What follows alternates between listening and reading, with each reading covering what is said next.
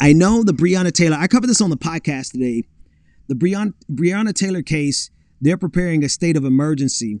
Breonna Taylor was the 26-year-old black woman who was shot while she was sleeping in a no-knock raid that raided the wrong house. And they shot and killed her. Now, she just got a settlement from the family, got a settlement of about $12 million from a wrongful death suit. From a wrongful death suit, which means that they acknowledged that it was a wrongful death, but the city didn't admit any culpability to an actual crime, or the officers didn't confess to anything in that settlement. That was a civil case. The grand jury has convened, and as far as I know, they have not made the announcement yet. I will check right now to be sure.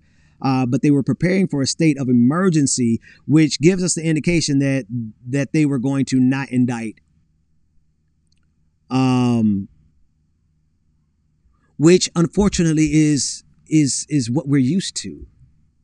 I think they call it a grand jury, and in a way, it covers up the fact that these are people that are making the decision not to indict. And these are people who are watching the news, people who are political, people who have opinions and ideologies. And oftentimes those grand juries are full of people who under no circumstances would ever indict a police officer. And so we're still waiting. I don't see anything out yet to the entire state. It looks like it's going to come down any minute now, so I'm going to keep an eye on it. They're declaring a state of emergency already because I guess they assume that everyone is going to quote unquote riot. But again, I want to make sure that you understand, even if you march peacefully, they're going to call you a rioter. Even if you bow down in silence, they're going to call you a rioter.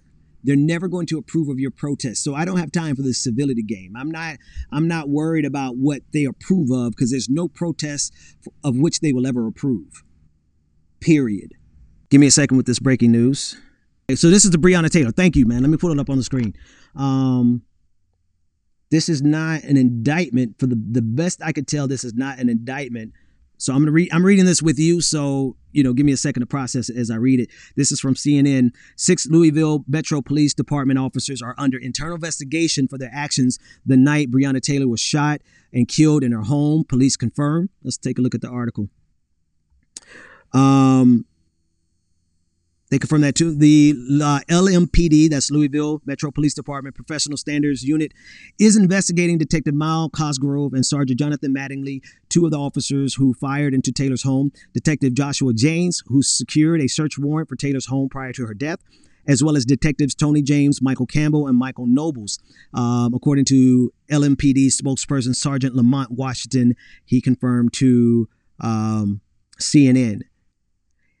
Internal investigation. I still want to hear from, to be sure, I still want us to hear from the grand jury. Let me check my timeline and see if there's anything from the grand jury yet. Okay, so I don't see anything from the grand jury yet, but the fact that there's an internal investigation, it's a small step in the right, a small step. We have to go through so many hurdles just to get justice in this country.